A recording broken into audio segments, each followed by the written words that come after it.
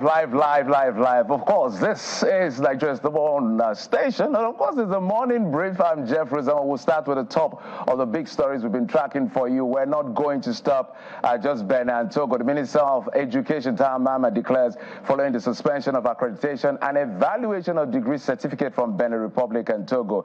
The federal government has said that the sanction will be extended to more countries like Uganda, Kenya, and Niger Republic. According to the minister, security agents will go after Nigerians with fake foreign certificate where describe those people, such individuals who participate in such as criminals and not victims. Meanwhile, the acting executive secretary of the National Universities Commission, Mr. Chris Maikayo, says the commission has identified at least 58 illegal universities operating in Nigeria. While it's still top on the brief, River State House of Assembly has refuted Ehiye's resignation. The River State House of Assembly has refuted the resignation of the former leader of the House, Mr. Edison Ehiye, the erstwhile member representing Aoda East Constituency 2 in the Assembly. They disclosed this in a letter dated 1st January 2024 and signed by Emeka Amadi, the clerk of the House. They're saying that the House argues also that such letter should have been directed to the Speaker who swore him in as lawmaker, not to the chairman of INEC, as contained in the communication. Let's move on now to other stories away from River State. 4 persons have been killed by gunmen on Tuesday evening in a supermarket robbery in Karu local government area of Nasarawa State. The spokesperson of the police in that state, DSP Rahman Nansel, confirmed the incident to Channels Television in a phone conversation. He says the command received information on Tuesday about 8:54 p.m. that 4 unidentified gunmen attacked Wisdom Supermarket at One Man Village, opening fire at customers. As a result, 4 persons were killed. He said investigations have also commenced to ensure that the perpetrators are brought to book. Moving on now, close to Nasarawa, residents of Zidu community in Abuja appealing to President Bola Tinubu and the FCT minister to urgently intervene and stop a planned demolition of their houses without compensation or relocation by the Federal Housing Authority. The residents who staged a peaceful protest against the planned demolition alleged that some officials of the Federal Housing Authority are conniving with estate developers to displace residents of the community. Officials of the community put the affected people, or the people that will be affected by the demolition, at about 1,500 families. That means the federal government, of course, the FCT has to intervene to ensure that these families are not displaced eventually. Let's talk some business now. The Central Bank of Nigeria has announced that cash withdrawals will not be allowed from accounts operated by virtual or digital asset transactions, such as cryptocurrencies. The financial market regulator made this known in its latest guideline on operations of bank accounts for virtual asset service providers. According to the Apex Bank, withdrawals from these accounts will only be available by transfer or manager S-check, as it's called, while no third-party check shall be cleared from the account. Let's stop some sports now away from business. Mr. Yusuf will be replacing Ndudi ahead of the Africa Cup of Nations. Yusuf has not been capped by Nigeria, but was named in the 40-man provisional squad for the Cup of Nations. Now, Royal Antwerp midfielder Alassane Yusuf will now replace injured Leicester City Wilfred Ndudi as the Super Eagles prepare for the Africa Cup of Nations to be held in Cote d'Ivoire. We always say on the show, relax, no pressure. But let's see how that plays out eventually. We would have loved to have Ndudi on the show, or not on the show, rather, on the field at AFCON. But unfortunately, we can't have him. Let's see how that plays out eventually. Let's go to the foreign scene, but staying in Africa. Sierra Leone ex-president Bai Koroma has been charged over a coup attempt. The former president charged with 4 offenses, including treason, and 2 counts of harboring. In a statement signed by the information minister, Chenabar, he said the charge of the former president, that's Ernest Bai Koroma, with treason and other offenses for his alleged role in what authorities have called an attempted coup on November the 26th, according to the authorities. So, hey, those are the top stories on the morning brief this morning. So, thank you so much. And, of course, we're coming through with some big stories and big conversation. My team were here. Take it away, guys. Indeed, Jeffrey. Oh. Good morning and welcome. Good morning, Jeffrey. Yeah, you guys are waiting for me. No, I'm here. I'm actually here. I said, take it away, guys. You guys were still waiting. But I'm here. It's fine. Quite a number of stories. Quite a number of stories. Big things happening across the world. Across the world, yes. I was just looking at the AFCON story. Yeah. I don't want to start with the very, It was a very tough one for me to swallow. So yeah. I heard Ndidi's out again, and I'm like, no way. What is going on? So we're going to miss Ndidi in the midfield. Let's hope that the young man Yusuf is going to, there's an opportunity for him to show himself eventually, because when they give you this chance and this opportunity... I thought you guys promised that you'll not be piling pressure on the Super Eagles ahead of the No pressure. No pressure. Oh, Jeffrey, would you like to replace Ndidi? Welcome to the show. I'm overaged. So that's how we do on the morning brief, essentially walk you through the big stories of the day and start your day on the right note. I'm Kayode Okikelu. Thank you for staying tuned. I am Bukola Koka. So let's show you what we have for you on the show this morning. Quite a package for you. Yes, on the show today, 1,200 naira per litre has been trending. Yep. And, sometimes on social media, don't just run away with the, not headlines, but the trends. You need to dig deep to know what's happening. Yes, it's been trending across the country. The NNPCL has released a statement to counter that reported hike. So today on the program, we head to the streets to find out the prices of the commodities which you'll be buying across the country today. That's a big one. What is going to be taking the money from your wallet? We have that for you. And indeed, I went through social media yesterday and I was like, 1,200 naira. But we'll, continue with that conversation later on. Beware of fake notes. How do you identify counterfeit currency? How do you identify counterfeit naira? One of our viewers made a startling discovery during sales account, and the note is almost a spitting image of the original. But we go closer to show you the obvious difference this morning. Well, it's not just counterfeit notes we're looking at today. We're also looking at health. So, one of the big buzzwords among netizens and young generation, even the older generation, is mental health. Mental health is quite critical for everybody, given how people are dealing with pressure, anxiety, and all of this. So we'll dig deep and see the challenges and how to end all of the stigma associated with mental health. So it's a good time to be on the show to ensure that, hey, in case you're trying to understand what mental health is all about, this is a good time to come on the show and just learn from the experts as much as possible. Absolutely. But that's not all. Well, a student from the Republic of Benin University, which is an eye of the storm, the school is ESGT. Well, that student says, I didn't buy my admission, I didn't have to pay or go through all of that, which the investigative reporter went through. And this morning on the show, we'll be hearing from that student, which you see right there. He said he didn't buy it. We'll give you more backstory on that one. And there's more to come this morning. Rain in January? Yes. Lagos received its first rain.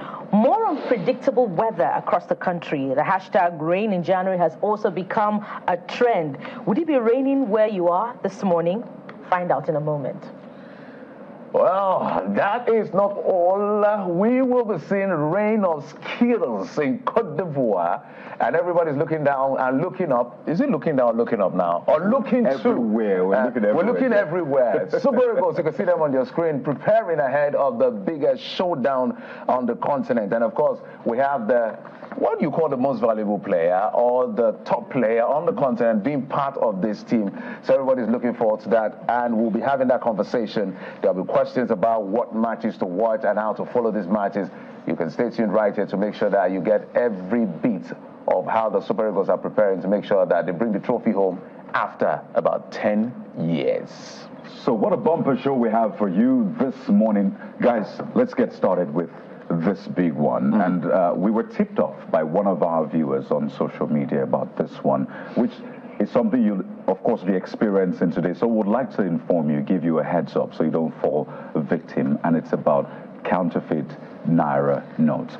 Yes, it is still out there. So you need to pay attention to this one. We got a tweet from one of our viewers, Olagujo Oladile, who gave us a tip, essentially, saying that after the day's accounting, he was going through, the monies made for the day, and then he found out a counterfeit note in one of the monies that were paid to him. So, essentially, we're going to walk you through how to identify, or at least the differences. This is the image he actually sent to us on the program, essentially to identify what is fake and what is original.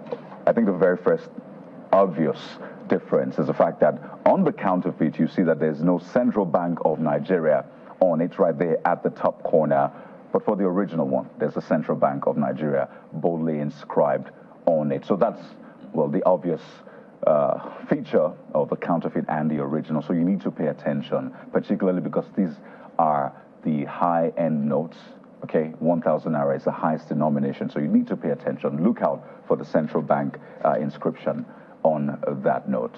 We thank Olagunju Oladile for his diligence. You know, that's quite instructive, particularly because last year the CBN had been, high on telling Nigerians about how they need to be wary of fake notes. And there were quite a number of tweets, last year as well, about how the new notes were spilling off in color.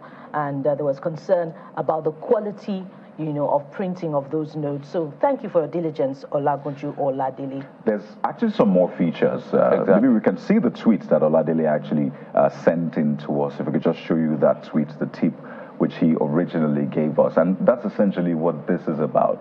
Let us know what you're going through. So that's another feature, by the way. You'd see that for the counterfeit, that strip that has CBN on it, sort of, it's like a ribbon or strip. For the original one, it's shiny. It reflects. Exactly, it's reflecting. But for the counterfeit, you see it's just black. So the counterfeit actually just absorbs. The other one reflects. So maybe you just be sure what you're picking up. Absolutely. So that you don't absorb bad notes into your life and you cannot spend it. Especially if you are, collecting huge withdrawals from POS operators, from banks. Just do a double check of what you're actually receiving. And let's be clear, this is a crime. Absolutely. Let's be clear. Absolutely. If you're one of the perpetrators or people who are practicing or doing this, just know you're committing a crime. And if you're caught, you know exactly what will happen to you. So this is... Yeah, there's another feature actually on that note, and this is essentially to help Nigerians to identify. We'll show you what the CBN said about this in December actually, but apparently it looks like the CBN needs to step up its work and the citizens as well. So once you find this, report to the appropriate authorities. So take a look at the other distinguishing feature, because honestly, if you don't look closely, you might miss it out. So you see the 1,000 naira, there's yet another strip on the note that shows 1,000 naira. If you zoom in, you'll see that 1,000 naira is like a watermark, essentially. The one on the fake notes is not really obvious. In fact, it's fading off, and it's not as shiny, again, as the one on the original note. So you might need to look closely at those notes so you don't fall victim, whether you're buying things on the go or what have you. Make sure you pay attention to it. The CBN, as we said, had put out a statement last year, essentially speaking to this. It was December the 8th that the CBN put out this particular notice asking Nigerians to beware of counterfeit Naira banknotes in circulation, and it asks deposit money banks, financial houses, bureau de change operators, and the general public to be more vigilant and take all necessary precautionary measures to curtail the acceptance and distribution of counterfeit notes. So once again, Olagunju Oladile, thank you for that tip. Yeah, so, well, thank you. So this is what the show is actually all about, focusing on citizens, and all of you who have these kinds of information. We'll be very delighted to have it as much as possible to ensure that we as a people, we cooperate with the government to ensure that things like this doesn't just slide. So everybody has to be vigilant, which is why the police in itself, by themselves, will say, look, if you see something, say something. This gentleman has seen something, it says something. We did the hard work to bring it to the fore based on what we know and what the experts have advised to say you can differentiate between an original and a counterfeit, so that you may just have to avoid having a million naira that you cannot spend, and maybe you may need to report to the EFCC to explain how exactly a million naira that is counterfeit ended up in your custody. Is it custody now? On your account? Oh, Jeffrey, just to think about it. Counterfeit drugs, counterfeit food and beverages, counterfeit currency, counterfeit water from, that was even hard to swallow. Our conversation with Aproko Literally, it was hard to swallow. Yeah. Oh, wow. something that shocked me, guys, is the fact that I looked around and I saw that in India as well, they're grappling with counterfeit notes. In fact, it's the same denomination, 1,000 rupees for them as well. So I'm thinking, is there something about 1,000 naira? Understandably, it's the highest denomination. Does it have to do with technology, or does it have to do with population? Because India is the most populous nation in the world right now. It's gone ahead of China. And Nigeria is the most populous nation in Africa. So I don't know where that is coming from. But hey, we'll continue to follow through to make sure that wherever these things are happening, whether it's in currency or any other thing, we ensure that you don't fall victim. Now take a look at this other video that is making the rounds, and it's a circulation of a viral video of apprehended fraudulent candidates of 86 recruits intake in Lagos. So yeah, we're literally busting all of the fakes and rest. So you'd like to listen to this, I want to come back for more backstory. Where are you from originally? Kaduna State. From where? Kaduna State. Kaduna State. I'm Alkali Monday by name. Okay. Yes, I'm from Kaduna State. Okay. I'm living in Nasarawa with my brother. With your brother? Yes. And you are coming out under what local government? Lagos Island. Local government. Do you have a family house in Lagos Island? No. Okay. What's your name? Luka David. What? Luka David. Luka. David. Where are you from? From Kaduna State. Kaduna State. What local government are you coming out from? Oshodi. Who gave you the indigenship certificate? National Gabo. What's your name? Zakaria Arab. Where are you from? Kaduna State. Lagos. Lagos, Madam. Where did you get the indigenship certificate from? I'm staying with my uncle. Your uncle, speak up, please. I'm staying with my uncle, National Gabo. Shogba Yoruba. Shogba Yoruba. I can hear what I can. Shogba Yoruba. Shogba Yoruba. No, ma. Shogba Yoruba. Yes, I can hear you. Gbami lóhùn padà ní Yorùbá. Níbo ló ń gbé? Kí lorúkọ ẹ? Ṣọgbà Yorùbá. Níbo ló ń gbé? Níbo ló ń gbé? Ta ló fún ẹ ní certificate? Ta ló fún ẹ? Ta ló fún ẹ? Ta ló fún ẹ? Local government wo ló ti wá? Kò sọfẹ́. Ẹ sáàpẹ̀, kí lorúkọ ẹ? Kí lorúkọ ẹ? What's your name? What? Speak up, please. Where are you from? What? Kaduna. But you're coming out from what local government? Oh? Ta ló fún ẹ ní certificate? Kí lorúkọ ẹ? Níbo ló ń gbé? You don't hear Yoruba? What state are you from? I'm from Kaduna State. Ta ló fún ẹ certificate of indigenship, Lagos State? Bring it and let me see your indigenship certificate. That paper that they gave you from the local government. Huh? Where is your... Let me see. Yes. Show me this. We'll show the local government. One by one. We'll show the local government. Most of them cannot speak Yoruba at all. I don't know how. Where's the second one? Also from Oshodi, local government. I want to know how it has been... I think the story essentially tells itself, really. There you see applicants who are claiming a different state of origin other than the one they are originally from. And I know there are officers in the Nigerian Army whose jobs essentially are to do that. Speak to you to confirm if you're really from where you are or where you claim to be from. And you heard that. As I said, the story tells itself, and it raises major issues, guys. You're from Kaduna State. You're claiming another state just so you can gain entrance or get a job or get some sort of government favor. We know these things are rampant, but guys, what's going on? Do we have counterfeit recruits now? You know, we started off by talking Apparently about we do. counterfeit. You know, but as you said, the story tells itself, Kayode. What's the attraction to Lagos? You know, if I were going to be on the interrogation team, you know, for those who be investigating this discovery, I'll be asking, what's the attraction to Lagos? Why would they rather, you know, desire to train in Lagos rather than Kaduna, where they're originally from? Is it as a result of insecurity in Kaduna, and then you have more stability in Lagos? These are the questions that we should ask. But kudos to the state representative who was able to chance upon this and bring it to light, and to whoever did the video. I think it's quite clear that a lot is happening, and I'm going to stay on one word, which is vigilance. Everybody, whatever response, if that gentleman or whoever it is that was doing that interview was not vigilant enough, maybe would have been caught off guard. But a lady, okay, sounds like a lady's voice. So kudos to that lady who was able to identify these individuals who are trying to put the military in bad light, because at the end of the day, if this has gone through, we'll start blaming the military yet again over this. They've been receiving some slacks recently, but adding this to it would have been another issue. So vigilance is key. Whether you're selling products, whether you're recruiting on behalf of the army, or you're recruiting for the army, or you're spending money, just be vigilant. The key word this morning, perhaps for me, if I was to trend the word, is vigilance. Apart from we know we'll agree this year, just try and be vigilant.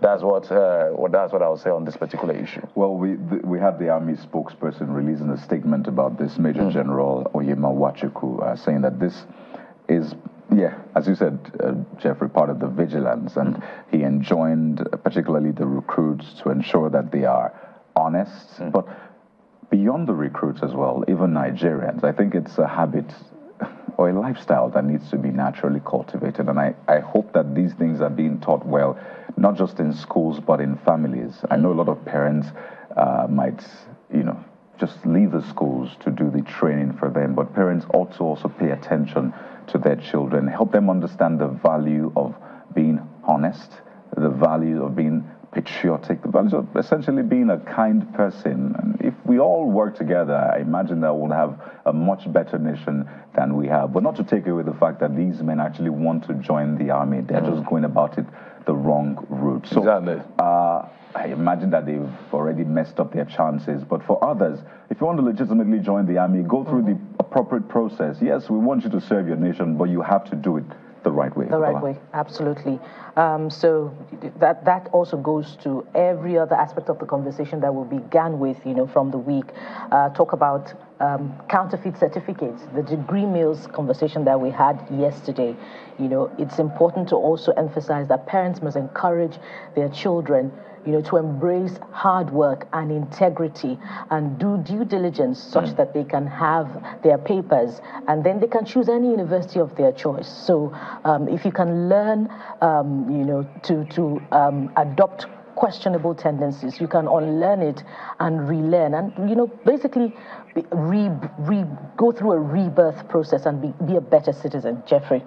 Exactly. So I want to take it up from where Kayode said. It is quite a noble idea, and to be able to say, I want to put my life on the line on behalf of my country. So we commend you, we appreciate you, we respect you for that decision. But as Kayode said, it is important as an individual you follow through the right process so that you can be well inducted, accepted, admitted, whatever word is used to describe how his recruitment takes place within that space, so that when you serve, you serve with honor, you serve with respect, you are counted among those who are securing our borders, who are protecting the integrity of our nation and territorial integrity, So all of that. So if you are one of those who is trying to be part of those who want to take this shortcut, we'll tell you to desist from it, because you will be caught.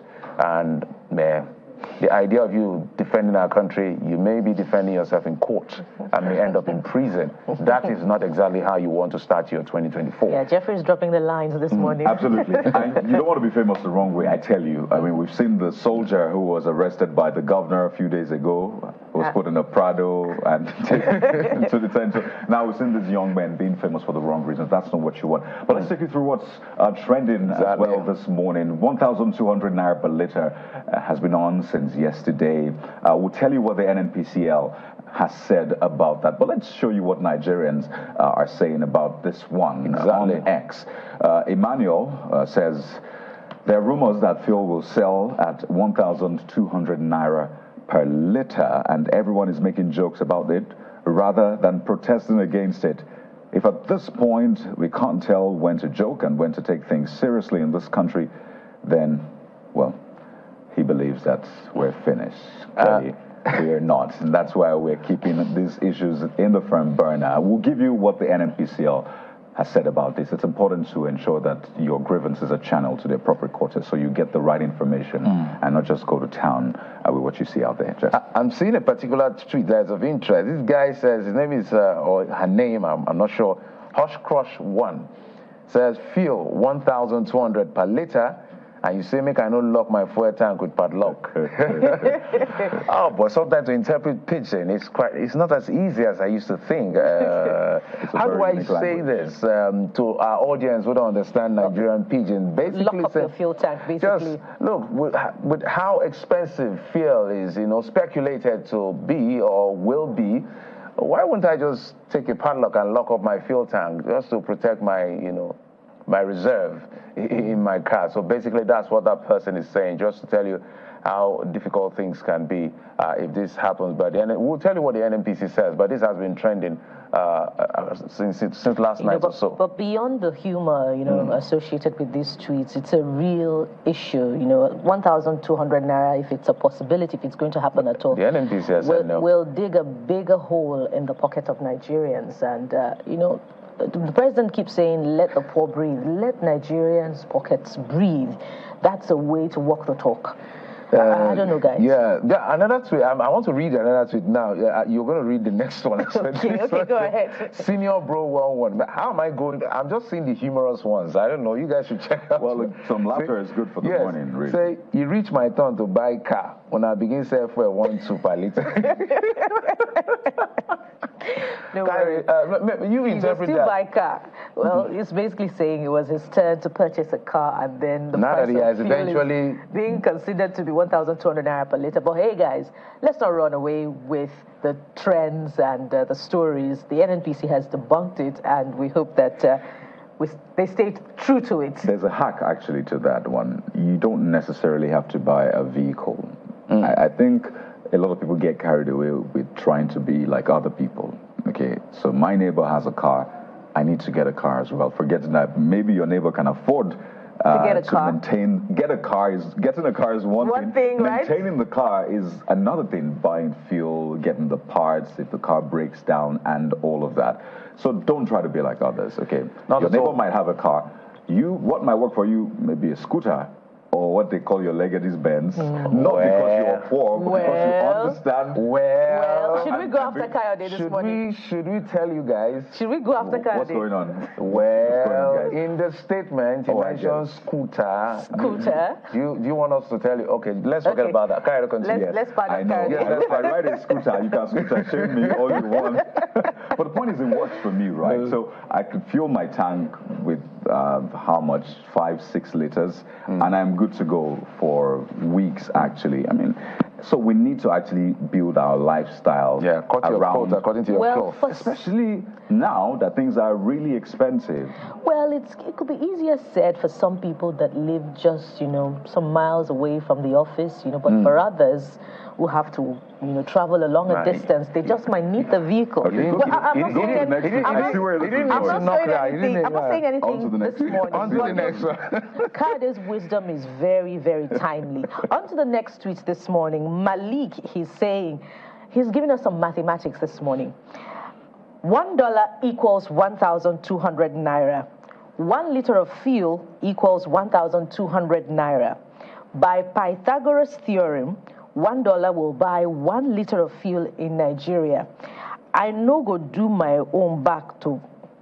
Well, I didn't say it. It's coming from Malik this morning. I no go do my own back to vote Tinubu for second term care. That's coming from Malik. Let's go to other tweets, guys, this morning.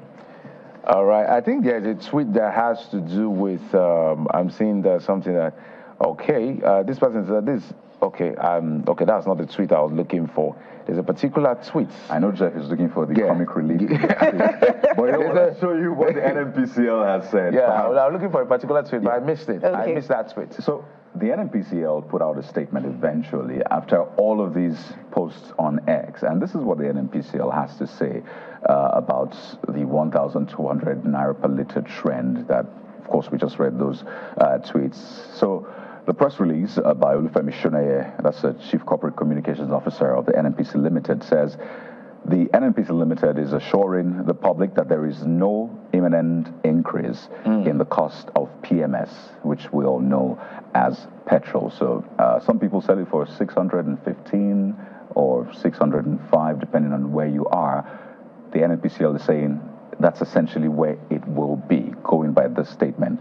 And he goes on to say that NNPC Limited is urging Nigerians to disregard unfounded rumors and assures them that there is no plan, or in this case, there are no plans for an upward review of the PMS price. Exactly. So that's from NNPC. I think that's the authority when it comes to benchmarking prices, which everybody follows through. I find something quite interesting. Yes, exactly. Go ahead. Because he says in the last paragraph that motorists nationwide are advised against panic buying, as there's presently ample availability of PMS across the country. So it's one thing for NNPCL to say we're not hiking our price, but are they speaking for other filling stations? For other filling stations, for other distributors. Are they speaking for other marketers? And that speaks to the liberalization of the market under which regime we're currently in. So if the market has been liberalized, why is the NNPC intervention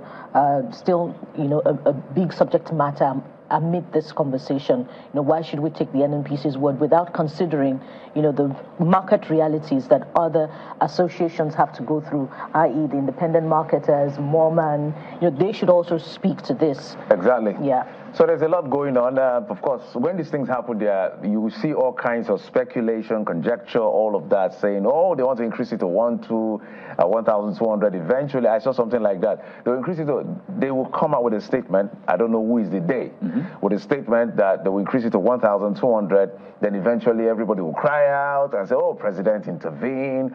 And the president will say, okay, don't put it at 1,200, put it at 900. But you middle point. Just somewhere. So it's more like testing the public exactly. What is going to be the reaction of the public so we can look for where to peg it now? These are conjecture. There's a term for that, actually. It's called door in the face. Yeah, essentially, in negotiation. So you slam the door in the face, give them the worst, and then you gradually just ease it. So is that what is happening now? I don't know. There are other ways to go about it. Foot in the door. Foot in the door essentially is increase it gradually.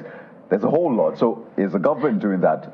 I don't know. As much as it's important for us to explore all aspects of the conversation, I think you guys are setting the agenda that, netizens would not like this morning. Don't give the government room for consideration of the possibility of an increase in fuel price. We all should be fasting and praying right now that all of the refineries let's be clear. Let's be clear on that. Before we jump to the next, let's be clear.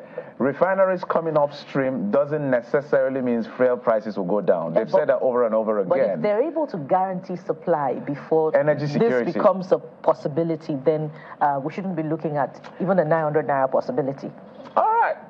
So these are the issues you'll be facing today. So let us know what you think. Hashtag CTV Morning Brief. This is still the Morning Brief right here on Channels Television. We still have for you a reaction, another side to that ESGT story. Recall the certificates saga, which the investigative journalist unfolded. Well, we have the story from one of the students in that school. It's an exclusive right here on Channels Television. So we'll go to break now. And when we return, we're back with the first conversation of the day. It concerns your mental health.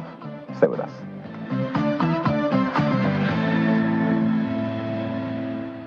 Our website, channelstv.com, has more information on our top stories and others. Subscribe and watch Channels Television's live stream on YouTube and other social media platforms using your mobile device browser. Or download the Channels TV app for Android and iOS devices from their respective stores. You can also watch us via your smart TV platforms on Apple TV, Android TV, Fire TV, and Roku. Channels Television, ubiquitous. Stay connected to the world with Channels TV Podcast and get all the trending stories.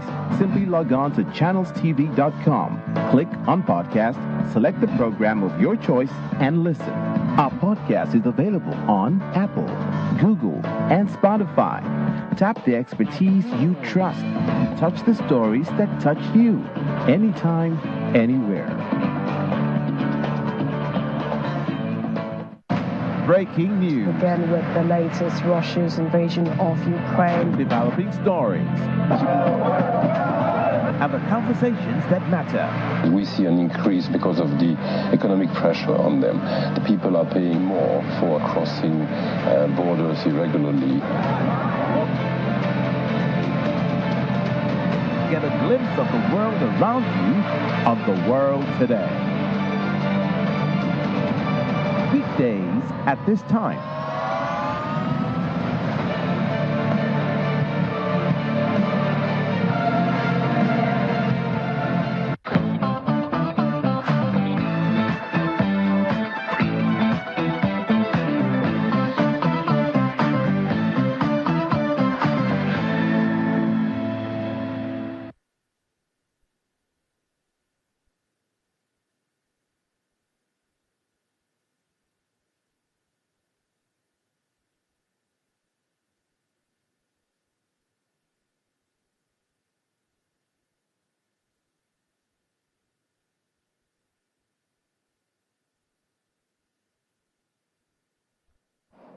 So what will the weather look like for today? That's what we're getting into right now. It's always important to have the right information so you don't get caught unawares. So you either have your umbrella, your bottle of water, in this case your jar of water. People have different ways to approach drinking water these days. So let's take a look at what the weather is like across the country. We're beginning with the nation's capital, Abuja. Yeah, it's the seat of power. But let's take a look at what the weather looks like in Abuja this morning. There you see Abuja is sunny. Yeah, so you might experience a lot of sun today in Abuja.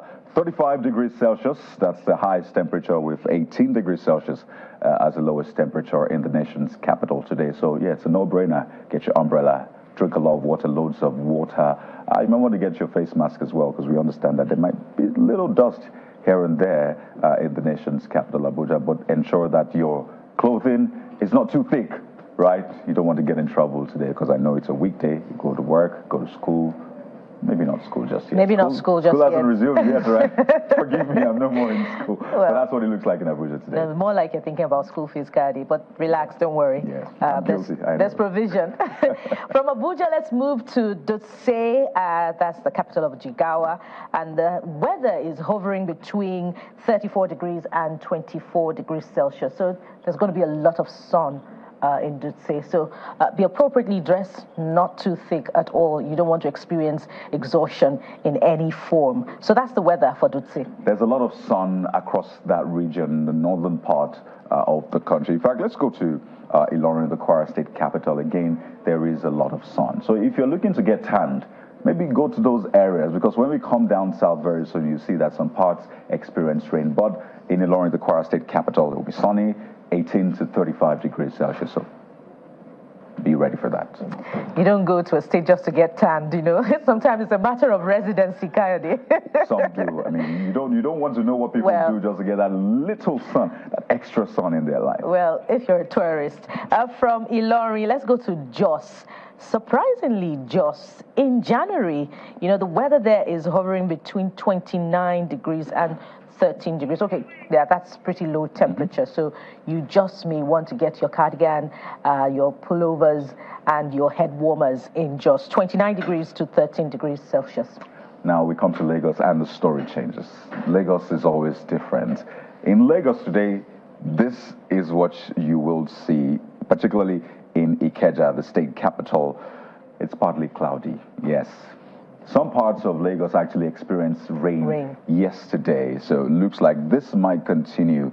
Temperature hovering between 25 and 36 degrees Celsius. So it's going to be hot if it will be really hot, but then it looks like there might be rain here and there. So let us know, did it rain in your area? Does it look like it will rain? Are you shocked? What is going on? Why is it raining in January? It rained in December. Precisely. It's raining in January again. What's going on? Is it a product of climate change? Is it going to cause, you know, rising sea levels?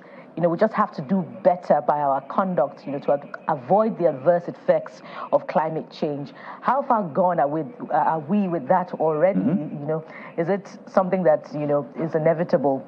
we've already done the damage. The conversation on climate change never Especially ends. because the COP meetings didn't quite hit the target or didn't meet the expectation of a lot of climate change activists and experts. It looked like the governments came together. They achieved a little, but there's still way more to be done. Yes. Yeah. And talking about the weather being partly cloudy in the south still, Abakaliki to be precise, the temperature is hovering between 37 degrees and 18 degrees Celsius. We'll get to a part where it's still thunderstorms, but take a look at Ado Ekiti, southwest Nigeria. That's the capital of Ekiti State. It's partly cloudy, 36, 18 degrees. Lowest 36, the highest, so that's what to expect there today. And Akwa Ibom as well, partly cloudy, between 35 and 31 degrees Celsius. Benin, yeah, it's partly cloudy as well, with temperature ranging 24 to 35 degrees Celsius. That's in Benin. I've moved on from Oka. We're in Benin City now. We're in Edo State, okay? So Benin City ranges from 24 to 35 degrees Celsius. And in neighboring Asaba, there's a thunderstorm to be expected, with rain, and the temperature is hovering between 35 and 24 degrees Celsius. So grab your umbrellas as you go out and don't leave them in the bus. Now to the, I say most extreme weather for today in Port Harcourt, the river state capital. Looks like it's going to be some rivers today because it's expected to thunderstorm with rain. So there you have it. 23 to 35, lowest is 23, highest 35 degrees Celsius. So of course, no brainer, get your umbrella. Ensure that you plan your route well. Don't get stranded at the bus stop, okay? So make sure that your movement is really timed so you're not stuck just under the shed with a lot of people crowded together. And then you don't miss out on the productive hours of work. Important appointments. Yeah. And it looks like it's a rainy January in the southern part of Nigeria, talking about Warri, where a thunderstorm is expected as well, with rain, 36 degrees and 19 degrees Celsius. That's where the temperature hovers around. And finally, Yelwa for you is going to be light haze in Yelwa. We're moving away from south now. So light haze, 17 degrees Celsius. That's the lowest temperature with 36. You might want to watch out for visibility. Pay extra attention while you're on the road so we don't get into any accident. We want everybody to be safe. That's what we're all about on the show. Yes, and NIMET had issued an advisory to airlines and asthma patients, to be wary of the weather condition, be advised as you fly. And for asthma patients, grab your inhalers and your face masks this season. So that's it. A look at what the weather looks like today. But let's bring you more with a conversation on mental health. We have a guest joining us. In the studio already. Jeffrey, you want to do the honors? I was actually, yes, our guest is already here. But before we introduce our guest, I was looking at, I have to go check out, where's Yelwa? You guys are just saying Yelwa. Where's Yelwa? I figured it out already. Yeah, I had to figure it out, like it's in Kebbi State. For those of you who don't know where Yelwa is, in Kebbi State. So, hey, just in case you're in Yelwa, Yelwa is popular this morning. So it's a lesson in geography. Right? So let's just tell you that whatever they said was the weather condition is the weather condition. That's just what I'll say. All right, let's take the conversation a little bit further this morning. We did tell you that, we're going to talk about your health, essentially your mental health. And we have a doctor joining us, consultant psychiatrist, managerial psychologist, and the CEO of Ready-Med Consulting Services, Dr. Bojumbola Abiri. Thank you so much for coming on the program, Doctor. It's my pleasure to be here. Thank you so much for coming. You have a lot of questions to answer, especially with the netizens. So I want to begin with that. Let's begin with the deconstruction of that word, mental health. So let's lay some basic foundation. What exactly is mental health? All right. Thank you very much for the question. And, I want to throw it back at you guys. So if I ask this morning, do you have mental health? Show by raise of hands.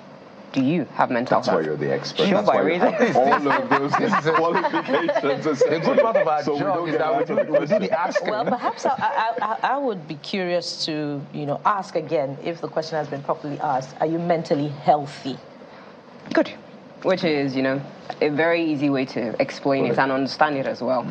So usually when people hear the word mental health, of course, the first thing is, mental, yaba left, arrow. Right. And so even though there's health at the end of it, people are more likely to refrain and not say I'm mentally healthy or not. But, the way you've asked it is, quite interesting and different as well. But basically what mental health is it's the health of the mind. But beyond being the health of the mind is how the mind is successfully able to perform the functions of thinking, of cognition, feeling, emotion, and behavior. And we usually say that, for an individual to say that I am mentally healthy, it means that I'm able to do 4 things. 1, I'm able to cope with the normal stresses of life. 2, I'm able to cope with adversity when adversity shows up. 3, I'm able to have thriving relationships with myself and other people. And last but not the least, in whatever community or environment that I find myself in, I'm able to contribute my quota and remain productive. And so when an individual is able to successfully perform the functions of their minds and they're able to do all of those 4 things, that individual is adjudged as being mentally healthy or being in a state of mental health. Well, I just want to ask you, because you have the figures as well, you're scientists, so you deal with a lot of figures. I think what jolted a lot of Nigerians to reality was the stats that was given by the CMD of Neuropsychiatric Hospital. Yeah. They're smiling already in Yaba that there's been a spike in admission cases, and a lot of people woke up to the fact that, wait a minute, this is a very urgent issue. But from the data you've seen, and I know this might cause some uproar, just how prevalent are mental health issues in Nigeria? I don't want to say who in Nigeria is not okay and who is okay, because I know there is that misconstruing of mental health issues. But what does the data tell us about how prevalent it is in Nigeria? All right, so I like that you said in science, data doesn't lie, even if we lie, even if we don't want to look at what the reality is. Mental health issues are more common than we would give credence to, than we're even, willing to admit. And so when, the CMD of the Federal Neuropsychiatric Hospital came up with those figures, I had my residency training at the Yaba Psychiatric Hospital, and even way back as 2017, we would have mornings where we have at least 30 new patients every day. The numbers may drop during the weekends because, people are resting, but the numbers are high. WHO has said that 1 in 4. But, if you then come down and you look at our peculiarities in a country like Nigeria, look at the world, then, come down to Nigeria, and we'll joke and say that the Shege Pro Max, the Shege Banza that people are going through, the financial instability, the political insecurity, the Sakpa, the Japa, there's so many. This morning you guys were still talking about the fuel prices. And so there's so much going on, around us. Within us, biologically, either disease conditions, genetic, downloads into our bodies. We have things going on in our minds, trauma that we've been exposed to. We have things going on in the environment. And so at the end of the day, what you find is that, an interplay of all of this put people at risk of a significant risk of coming down with a mental health problem. So yes, quite common. And you know what? That's, what the chief medical director of Yaba Psychiatric Hospital attributed it to, the prevailing economic situation and other socioeconomic causes. So that brings me to the next question. How do Nigerians protect themselves? We started with the possibility of 1,200 naira fuel price per litre, which Nigerians are already talking about. So how do we guard that mind space? All right. I think it's interesting that you're asking how do we guard it. I think one of the first things we should do is be aware and stop living in denial. One of the biggest things that we do as Nigerians, it's one of our defense mechanisms, is you go to the doctor and they say, oh, your BP is high. You say, I reject it. It's not my portion. But it's the reality. So why are you fighting reality? Accept that mental health problems can happen. I think, many times when people look at mental health issues, they're looking at the disheveled man or woman on the streets, not wearing clothes. But the truth is, we all go through issues at different points in our lives. I want a promotion at work, but it didn't come through. I can become depressed because of that. I lost a loved one. I will suffer grief. I want something to go a certain way. It's not going that way. I'm going through domestic violence. These are pockets of things that happen to, different people at different times. So it's important that people are aware.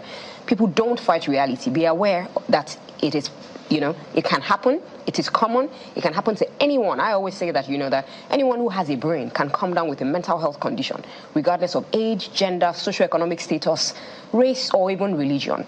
So let's be aware. The second thing, of course, is being informed. So beyond, I know that it can happen. What is it? What does depression look like? What does, postpartum depression look like? What does anxiety look like? Such that people are not, attributing a symptom. Interestingly, I was having a conversation with my daughter yesterday, and she said, Mom, have you ever had sleep paralysis? And I said, oh, yes. Sleep paralysis is a condition where your mind is awake, but your body is not awake. And quite a number of people have had this condition and attributed it to, quote unquote, a spiritual attack. So let's be aware. But beyond that, let's guard our minds. How can we guard our minds? We can guard our minds by choosing healthy coping mechanisms. So talking about it. So find a trusted individual, a friend, a colleague, a professional. And so again, we need to stop making it look like, oh, whenever someone is going to the therapist, it means that they're kolo. No. Talk about it. See someone to talk about. People have a lot of, traumatic life events that have happened to them over the years, and a lot of the things that we're seeing, a lot of the ways that they're acting now is because they haven't resolved many of those things. So find healthy coping mechanisms. Find someone to talk to. Find some exercise to engage in. Find, if it's listening to music, whatever it is that serves you, and avoid, unhealthy coping mechanisms such as being aggressive verbally, physically, orally. Avoid drinking excessively. So some people, when they're going through their, demons, they drink a lot of alcohol or they turn to substances of abuse. Some may even start to hurt themselves. They cut themselves. And some may even, want to self-harm or push themselves at risk for suicide. So again, turn to healthy coping mechanisms, regardless of whatever it is that you're going through. I wanted to find out, because one of the things we try to achieve on the show is when people listen to our expert, they should be able to make decisions for themselves. At what point should you be concerned about your mental health? What are you going to see, or what should you look out for to say, okay, I think I need to see a doctor? Okay, so what are the signs to look out for? And the signs to look out for, I would say, again, usually people will think that it is only when something significant happens that I should do something. Even in day-to-day, ongoings, the heat has been quite intense lately. You'd find that some people find that when they're under a lot of heat, they become unduly irritable, they're cranky, they're shouting. While these things can happen every once in a while, we always say that when your symptoms start to increase in intensity, frequency, and start to cause distress, not just to you, but people around you, then you should start being worried. Can you say that again? So when symptoms, poor sleep, poor appetite, becoming unduly irritable, wanting to keep to self, isolating, withdrawing, eating excessively, drinking excessively, becoming physically aggressive. When some of those symptoms, that's not all, but when you start to identify certain symptoms that are not there or not usual for you, and they start to increase in intensity, frequency, and start to cause distress, not just to you as an individual, but to the people around you, perhaps it's time to see the doctor. You touched on suicide earlier on, and a lot of the times when we hear stories about someone having committed suicide, they were functional the last time we saw them. They were, in fact, happy and excited around people.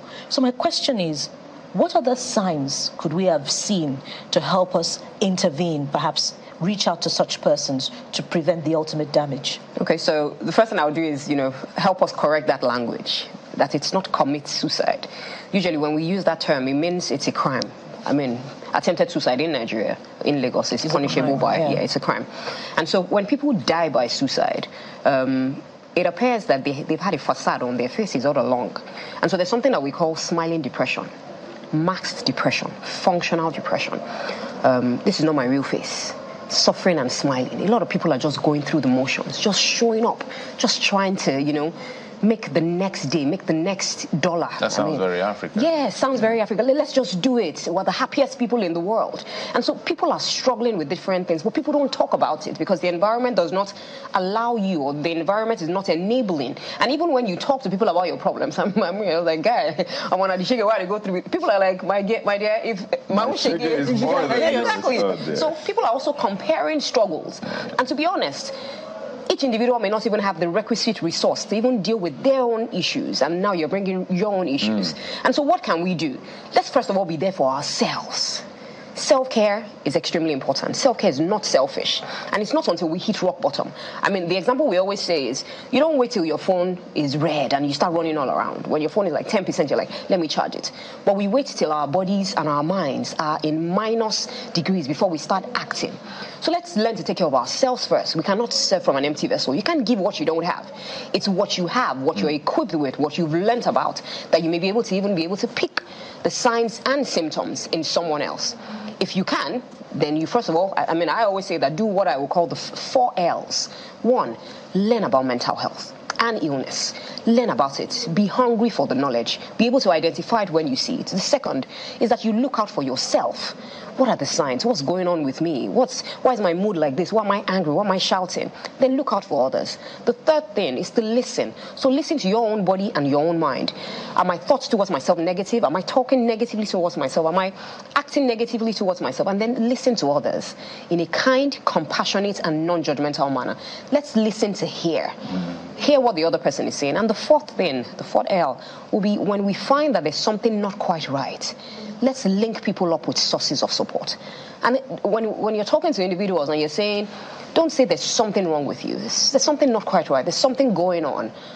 Would you like that I come to your session with you? Would you like to speak to someone? So again, learn, look out, listen, and link people up with sources of support. Learn, look out, listen and link people. So 4 L's. I know L's are usually, they mean something else on social media, but these are the L's that will make you win, not a loss in this case. And speaking of social media, our generation is big on digital things. Okay, we spend most of our time online, even more than we spend interfacing with people physically. And some say it's inevitable. You can't help it because it is what it is. So I'd like you to speak to, is it Gen Z, netizens, and the rest, this generation, because mental health is a big deal. And some people just use it as a buzz term at work, in relationships. This is affecting my mental health. Maybe they understand, maybe they don't. But I'd like you to speak to the generation. And it's kind of two-pronged. You said something about spiritual angle to it. Maybe you'll answer eventually. If you acknowledge the spiritual. Maybe you can speak to that later on. But for this generation, why is it that this generation is battling with so much mental health issues? I think the one that ranks highest is depression. Correct me if I'm wrong. So what is it about this generation? And is it inevitable? Is it something that we can begin to get a hold on? All right. I think it's interesting because, if you did an average poll of how many social media platforms that people are, you'd see 3, 4, 5. In fact, some you'd hear between 8 and 10. However, regardless of those high numbers, what research has found is that no generation of people have been as lonely as we are. So we're lost online, but in reality, we're not connecting. And so you find people who go to dinner, their dinner dates, lunch, they're saying they're watching a movie and half the time we're tweeting away or we're on Instagram or on Snapchat trying to, again, it's learned behavior, it's convenient, it's easy to, talk to people that you don't know, who don't know you, and not worry about, what's happening in real time. And so we found ourselves locked in that world. In the UK, there's a minister for loneliness. We're so lonely. Despite the fact that we have so many ways to connect, never has there been a time that people are so lonely. And so why are there many mental health issues? Social media definitely is contributing. The culture of comparison. Again, we would always say that, the culture of comparison will come with even things like generators. I better pass my neighbor. Yeah. The culture on social media, these days everyone has unanimously agreed that the motto for this year is no grief for anybody. Oh, you caught that. There's pressure. There's pressure. There's pressure to be aware. There's pressure to be alive. There's pressure to be part of, what's going on. And so the number one, and of course you were almost right when you said depression, is anxiety. Anxiety is the commonest mental health disorder. Anxiety ranks higher. Yes, anxiety is higher. Depression comes. Then of course you have substance use disorders. People are turning to substances of abuse, alcohol, marijuana, cocaine, to run away from pain and to run towards pleasure. So that's also a mental health issue. Oh, it is, definitely. Okay. So it's not a recreation, it's not a way to... Well, it may start off as that. However, the effects... Okay, I wanted, just a minute. I did an interview some years ago, and I had clinical psychologists, psychiatrists, the expertise within your space. And they said something that struck me and it has never left me. They talked about what they call stress threshold. So I want you to relate stress threshold with occupational hazard. So for instance, in my layman's understanding, my stress threshold, his own, may be different. Let me give numbers. If mine may be 200, hers is 500, his is 700. Oh, wow. So what can knock me off in 200 will look like... Kayode has not even moved anywhere. Yeah. And if Kayode is not careful, he say, Jeff, why are you so lazy? Just this small thing, you're already shaking. So I'm just making it as lay as possible. So you explain stress threshold and occupational hazard in terms of coping with mental health in the workplace. Okay, I think that one negative thing that we've pushed over time is that stress is negative. Stress is a normal response. And so, for instance, when I wake up in the morning on a Monday morning and I'm thinking, wow, I have to get to the island from the mainland, the first thing that hits me is there'll be traffic. That's a stressor. And our stressors can be external or internal. So sometimes our stressors we can be our own stressors, are unrealistic and even sometimes realistic expectations of ourselves. And so whenever there's a stressor, the body gives what is known as a stress response. And in responding to the stress, what happens? It releases stress hormones. And so when stress hormones are released, there's a stressor, the stress hormones go up, you resolve the stress, it goes down. When something shows up again, it's a way of, the body looks at, wow, there's something coming to attack you. Let me see how I can protect you. And so when the stressor is gone, your hormonal levels drop. However, many of us in a city like Lagos, and with all the things happening in Nigeria and world over, are in a constant state of stress. Thank you. And so what happens is that you see, instead of thank you, you're very welcome. And so instead of life is hard, waxing and waning, what you find is that the stress hormones are constantly in the system. And when stress hormones are constantly released, of course, the organs are exhausted. The body is also receiving all those stress hormones that it should have been taking in pulses. It's taking it in huge doses. And so it affects everything from the hair on your head to the sole of your feet. Again, different occupations come with their own stresses. And so what you've said is right. How we react to stress is also dependent on our genetics, nature and nurture. Where do I come from? What did they tell me about stress? How did they make stress look? Did they always say that, when stress comes, don't show up, ensure you protect yourself, no, stress is not for you, you're here for the baby girl soft life, and all of that. How was stress explained to you? What has your environment told you about stress? And it's the reason why you say, for instance, if his own level is 700, and you hear that, maybe you grew up in AJ City, you're like, that's why. AJ for life. And if you grew up in a softer part of Lagos, you think that. So again, no, I grew up in the rough area. It is learned. Stress behaviors are also learned. They're things that we've depended on over time. And so whatever it is that we see at our workplaces, again, being aware, being informed. I mean, when I used to work, part of what I would think is I could get attacked. It didn't happen a lot of times, but did it happen? I was aware that it could happen. And so I wasn't just sitting and thinking nothing will happen.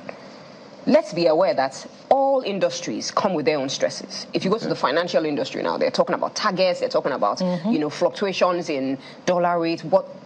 Be aware, be informed. So just does this mean that certain people should not go to certain spaces given their stress?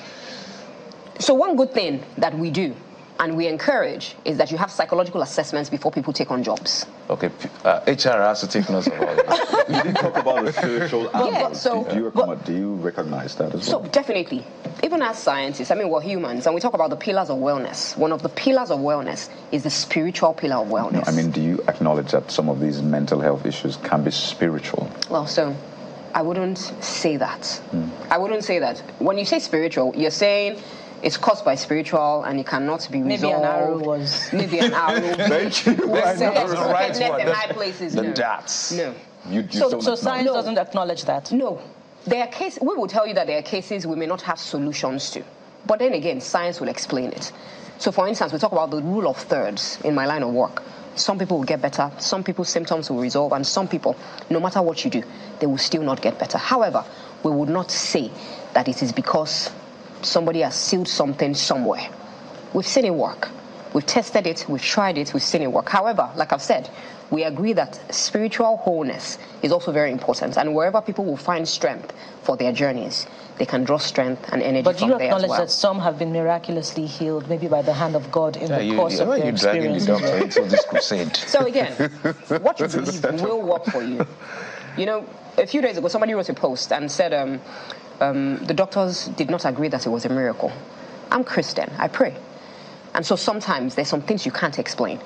And so whether it was, like the person wrote, because of us or in spite of us, the goal for every physician is to ensure, to pray and to hope that you see this person that was broken that wasn't whole when they came, that they, eventually they're as whole as they can be. Well, that was not my main concern anyway. I'm interested in we don't have no time. We don't have the luxury of time. Can we keep her like every day?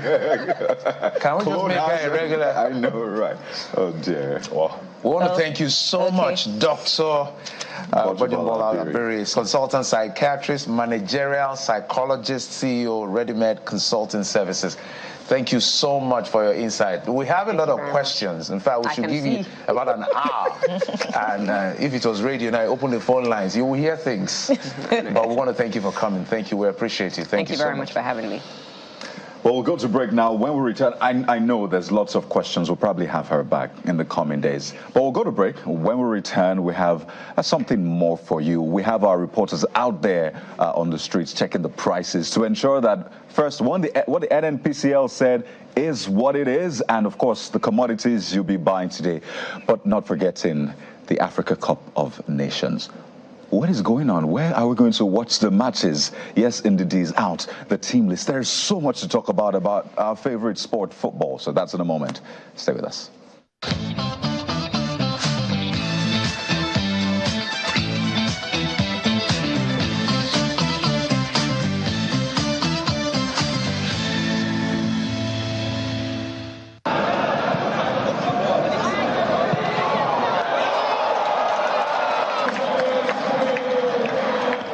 The Super Eagles of Nigeria begin preparations for this year's Africa Cup of Nations in Abu Dhabi, United Arab Emirates.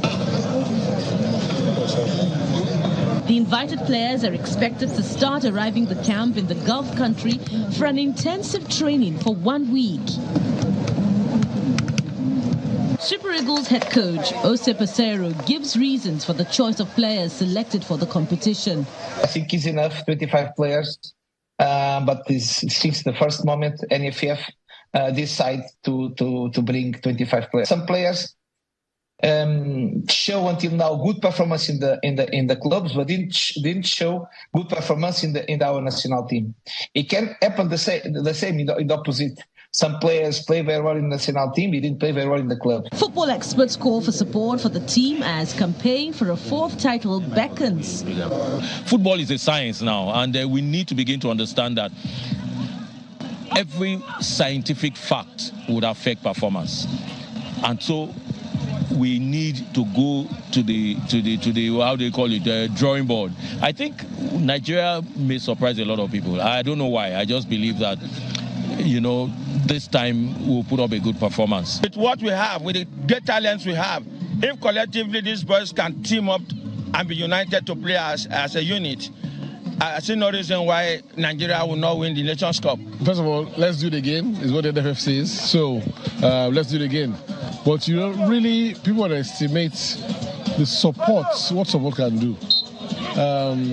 Our team is, I think, good. I'm not sure whether it's the best at the moment. There's one or two things I think needs to be tweaked, but they're good enough to win. The three-time African champions will square up against Burkina Faso and DR Congo in a mini tournament while in Abu Dhabi for the camping exercise.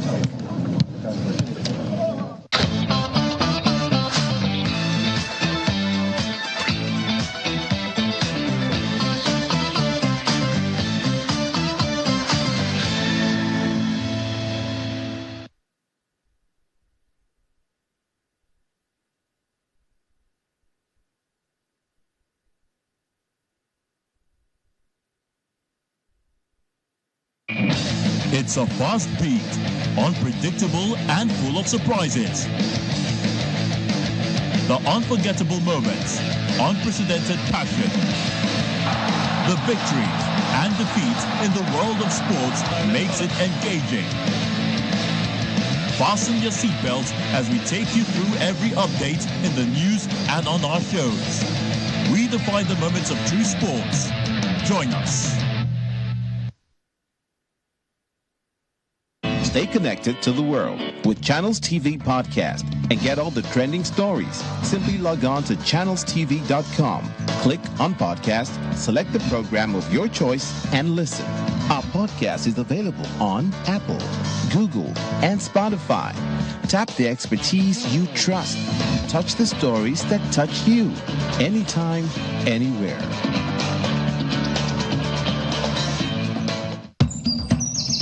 No matter where they are, if it concerns the people, we are there. From community game changers to homemade solution providers, where assurance and trust are built. Policing should be people from the community who do the job. You don't bring an outsider. We hear about Amotekun. We've not seen much of them around this area. Documenting journeys of many starting big from a small place. Creating an intentional community where people go beyond living together to building strong and more friendly communities. Community Report, only on Channels Television. There are places you would like to go. There are faces you would like to see. My palm is bruised. It's a tiny scar, but it's very painful. Too many exciting things happening all at once. From time I've always loved playing the villain. But you can't be everywhere. Guess what? Yes, we can. Your favorite lifestyle content lives here. Let us be your eyes and ears here on Entertainment News on Channels Television. Breaking news. Again with the latest Russia's invasion of Ukraine. Developing stories. And the conversations that matter.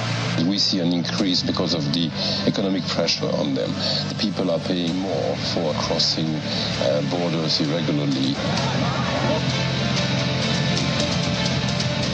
Get a glimpse of the world around you on The World Today. Weekdays at this time.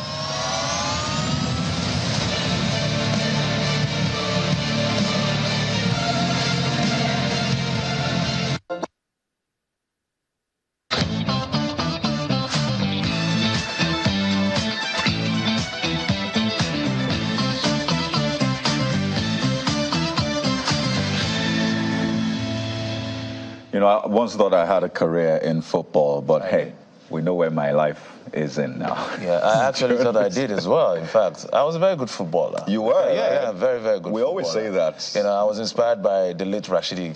Tell me about it. All I wanted to be was a footballer, actually. Then it wasn't just for the money. I just loved the excitement that comes with the sports. And but, you know, I started getting injuries too early, and I chose a new path. So you hung your boot? Yeah, I hung my boot. I'll challenge you to a match very soon. Let's see how that plays out eventually. So, essentially, we're talking football. Yes, it's the biggest game. We love our football here in Nigeria. And it's just about 10 days now to the AFCON, the Africa Cup of Nations in Cote d'Ivoire. And there's been a lot happening in that space. To break it down for us, give us some more insight, we have joining us a veteran sports journalist, publisher, Sports Village Square, Mr. Kunle Sholaja. He's right here in our Lagos studio. Good morning. Thank you for joining us on the morning brief. I'm pleased to be here again. Absolutely. So, the elephant in the room. We'll talk about the AFCON and the Super Eagles and the rest. But yesterday it turned out that, you know, Nigerians might not be watching the games the way they used to before, with the rights and all of that. DSTV reported to have made that announcement that, well, when it comes to AFCON, it looks like we're stepping off. I wonder for you, how did you receive that, and were you heartbroken? What are the options available for us now? Personally, I wasn't too surprised, and I wouldn't say I was heartbroken, because especially since DSTV itself announced that it will not be showing the matches, which means it lost out in the bargaining for the broadcast right for the African Cup of Nations. But coming too close to the competition may be heartbroken to people, because by now we are, like if you talk about the World Cup, almost 1 year to the kickoff of the World Cup, everything is already wrapped up. So you know where to watch and when to watch. But since this is still Africa, we are still developing. So we hope that between now and the 9 days when the competition will kick off, they will resolve that. But certainly there will be some free-to-air broadcast where people can actually watch the proceedings. Because I was just thinking, should we just go to Cote d'Ivoire and go watch the matches live? Just get the next flight. It was heartbreaking for a lot of people, and you'll understand why, as you said. But I don't know, for you, does it speak to, is it the viability of the sport? I don't know, is it the politics? Because this is the biggest tournament in Africa. This is as big as it gets in Africa. We have the top teams playing, the top African players playing. So you'll understand that all eyes will be on that tournament. So do you have a backstory to that? Is the viability, the politics, or what exactly? No, certainly the competition is getting bigger and bigger. You remember some years back, you just have 3-4 teams, then it became standardized with 8 teams, Group A, Group B. Then it expanded to 12. We have Group A, Group B, Group C, Group D. Then from 12, you move to 16, at least for 3 editions running now, it has become 24-team format. So that shows that the competition is getting bigger.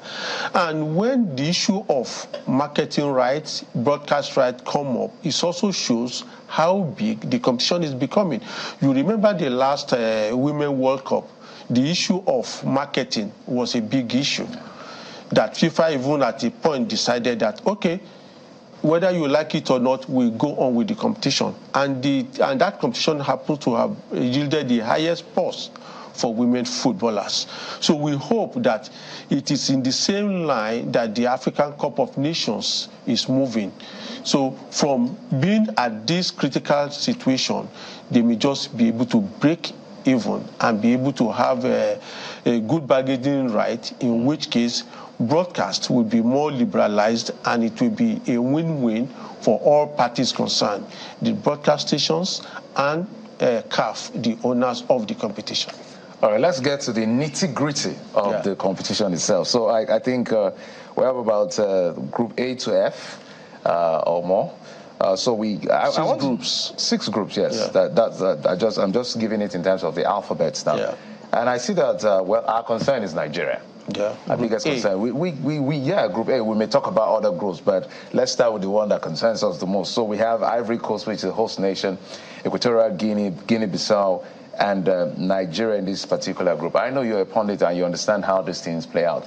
Given the history of this tournament, some people have said that, look, there's going to be a lot of rivalry between Nigeria and, of course, Cote d'Ivoire in this particular group. But this is football. It's 90 minutes, 11 players playing against 11 players. Anything can happen.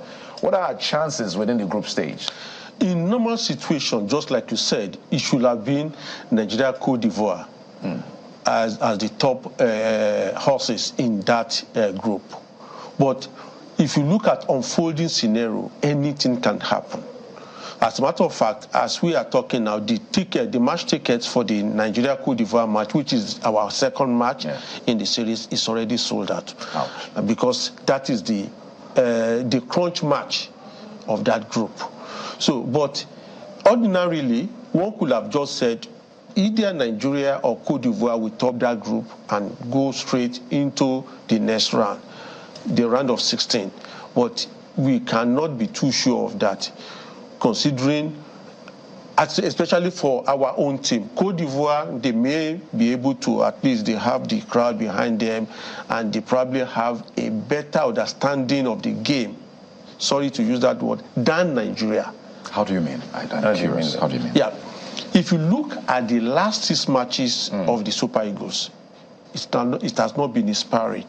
6 matches, only 1 win. And that 1 win was just by the odd goal, the friendly match against Mozambique. So, and if you now look at the other matches, we drew all those matches. And we have in Africa today, and like even the African Footballer of the Year award had indicated, we have probably the best attacker right now in Africa. Not just in Victor Osimhen, we have an array of players that can deliver. But in a competition like this, how you employ and deploy your troop really matters. When you have good front line, if you don't give them the right instruction on how to combine, you just discover that you are just playing at the loose end. Because, for instance, you look at an Osimhen, he's a point man. It's not somebody to go and struggle for the ball. You need people who are going to be the support strikers, those who are going to supply the passes to him, just like in the days of Rashidi Yekini. Rashidi Yekini will never go back and struggle for the ball. But he has a good sense of positional football, and he has pace, he has energy, and he has the power behind him. So all he just needed is just to be placed, and before you know it, 1-2 touches of the ball is in the net. So just so that you continue in that line of thought, so maybe expand it to help us analyze our strength and our weaknesses as far as this team is concerned. They are training already, they are getting ready. A couple of them have been invited. Some we've heard like they will not be making it to the tournament. It will be replaced by Yusuf and all of that. So what are our strength and our weakness as far as this tournament is concerned? Because if we don't do that SWOT analysis or all of that, we're going to have issues. Well, the strength of that team is the attack line, and probably supported by the midfield. But no matter what they do, we have the weakest point in our defense. We have goalkeeping problems, which is very, very rare in this country as far back as I have been following football. In the 80s, in the 70s, we never had that problem. We have the Fregenes. After their phase ended, we have Okala, Bestogidegbe. Then we have Peter Rufai and co. And up to 2002, when Vincent Iyama came in, and I think he probably the longest the goalkeeper that has served us longest.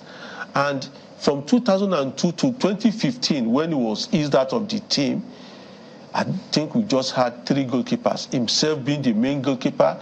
Then you have Ejide coming in occasionally, and then we have Dele, the man from Kwara State, as an alternate keeper.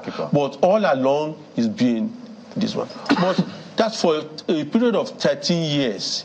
We have just 3 goalkeepers, and one of them very dominant. But if you now look from 2015 till now, look at the period, we've had about 8 goalkeepers. We've not had one that we can stick to and say, okay, this is the main man. That's a tragedy of Nigerian football. Where is that failure coming from? The failure is overall. The coaches are not doing their work well. The administrators are not doing their work well. The technical department is not doing its work well. For instance, now, the team is training now in Abu Dhabi. You ask yourself, did you sit down to look at what you are going to do, where you are going to do this thing, and where you are going to train?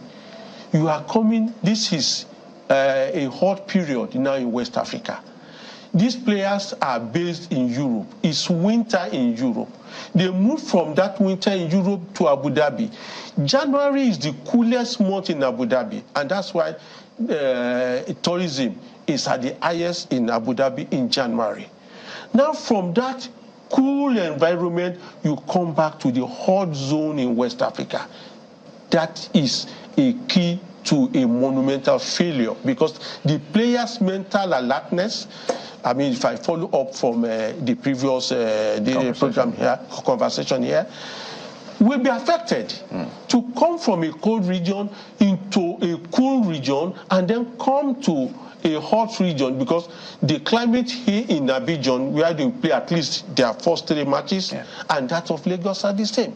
It could have been better for the team to become in anywhere in Nigeria. They can get a secluded area. But the same thing we did in 2010, South Africa 2010. We were training in Europe, in UK, summer. And that period, it is winter. If you understand geography well, below the equator, there's a change of climatic situation. So as at that time, June, July, it is the peak of winter in South Africa. We were in UK. The only place in South Africa that is warm all year round is Durban. That is where we put our own camp.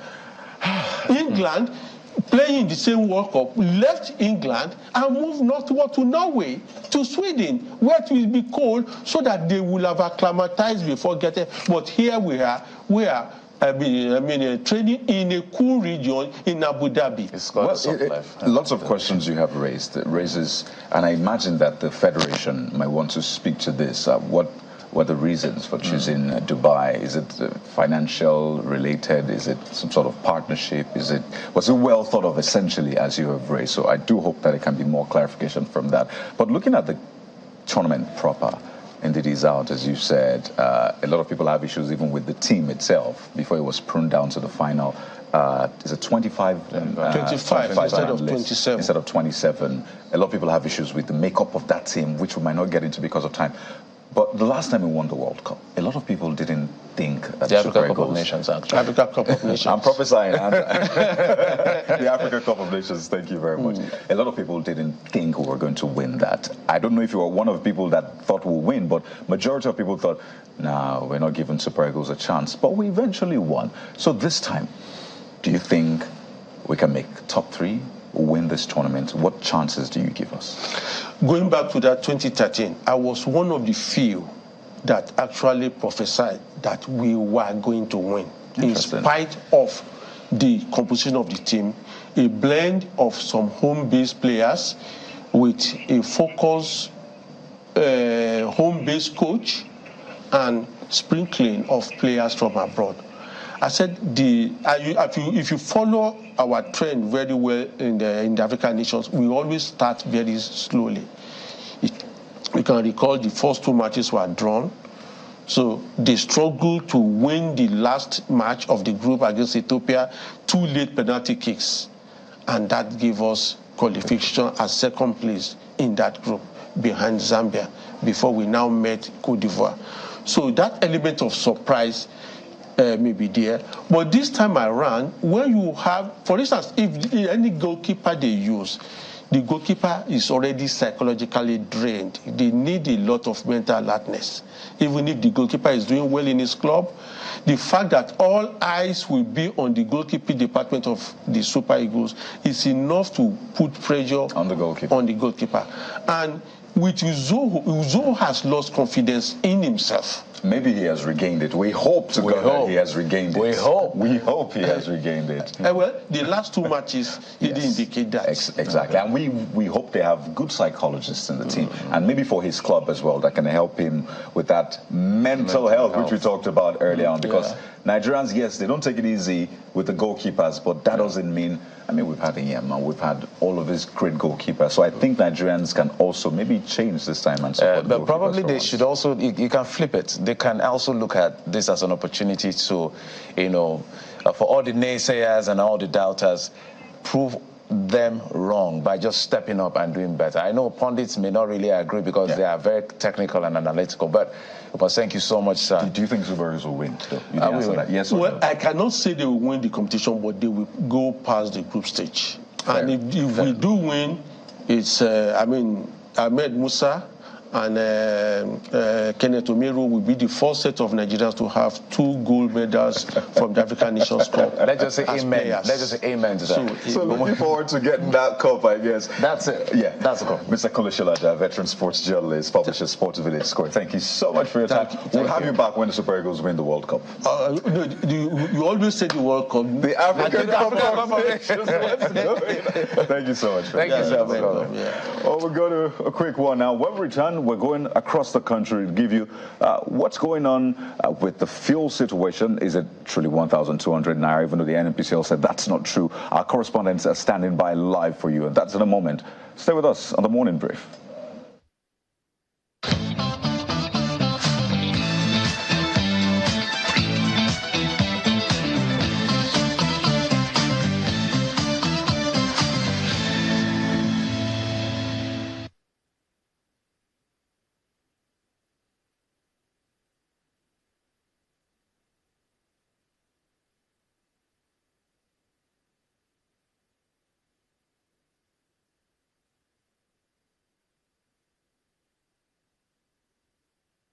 Africa's stories become world stories. Every system of government has oligarchic tendencies. Network Africa is your one-stop shop for news on the continent. Cholera is highly dangerous and can kill within a day.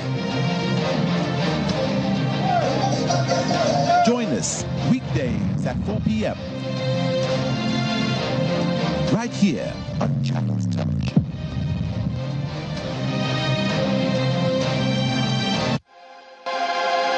Investing in the capital market can be tricky as the numbers move in different directions. Sometimes the bull bellows, other times it's the beer that roars. In all of these, an investment decision has to be made. On Capital Market, we help you take the right decision. Join us at 7 p.m. every Saturday, only on Channels Television. Capital Market, investment tips for you.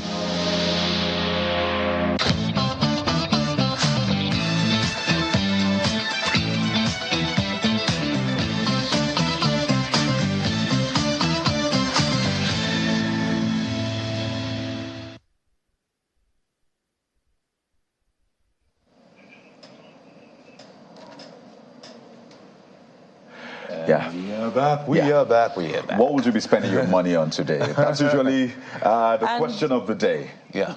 Well, what would you be spending your money on? Yeah. Would it be a bag of rice after the Yuletide? I know that some people tarried until afterwards before they made that decision about whether to buy a bag of rice because it could be a lot cheaper after the Yuletide. So what would you be spending your money on? So we don't know. Let's find out. I know petrol is going to be top on that list. We have our correspondents across the country to give us a feel of what's going on with these commodities, very essential commodities. And let's begin with our correspondent Kelly Ekiga, who is in the Mile 2 market area of Lagos, Nigeria's commercial capital. Well, Kelly, I know that you've been, going around asking questions. So, essentially, walk us through. Wow, Kelly, you're a big man now. You're surrounded by onions. Yeah. That's like gold right now. Absolutely. But tell us, what have you found out, Kelly? What? Well, Kayode, Jeff, and Bukola, these indeed are very interesting times for Nigerians, and that's because I may have to join the analysts and experts to refer to inflation as a monster. It is biting hard on every household, businesses, and every sector of the economy. But right here we are at the Mile 12 International Market. It's actually the choice destination for perishable goods. And as you've said, I mean, I'm just surrounded by onion. Well, you may be wondering, why is the market a bit scanty? Well, today is Thursday, and so usually there's a tradition for environmental until about 10 a.m. before the businesses will begin activities in full. And so we're here to just make inquiries about the prices of some staple foods as well as the essentials commodities. Just a moment ago, we had to check out the tomato and pepper area to just see how it is over there. But who better to find out about these prices of the commodities here in the market than the chairman of the Mile 12 International Market, Alhaji Shehu Usman, who joins us live now to walk us through exactly just how much the prices of these commodities are today, this morning. Alhaji, thank you indeed for agreeing to speak with us here on Channels TV. Good morning. Good morning, my brother. Yes. I mean, so let's get talking now. We're surrounded by onion. I mean, we cannot move around all of the markets. We understand you're observing your environmental, so we cannot move around as much as we would have loved to move. But let's talk about onion. You can see them in bowls here, in baskets, and then of course we have the bag there, which I think is 30 kg. Let's begin from onion. 30 kg, how much? Baskets, how much? And then the bowls we have here, just how much? And of course, you can see the reason why it's put in place like this for people who are buying. Some can have, they can be able to buy a basket, some a bag, like that. That's how the arrangement is. But for onions, it's relatively cheap compared to just last month. Early last month, is about 150,000 naira per 30 kg of the onions, 100 kg of onions. But today in the market, I can tell you it's just 70,000 naira, so it's a bit cheaper. And the reason why it's cheap is because, one, we are in a festive period. Everybody would like to bring his market to Lagos, so it compounds. It's much that they have to sell it at that rate because there's no way you can hold these things in place. Secondly, we are in the peak season. December time is very good season for farming, season for people that will have a lot of food at home, because that's the time all this thing is available within the circle of society.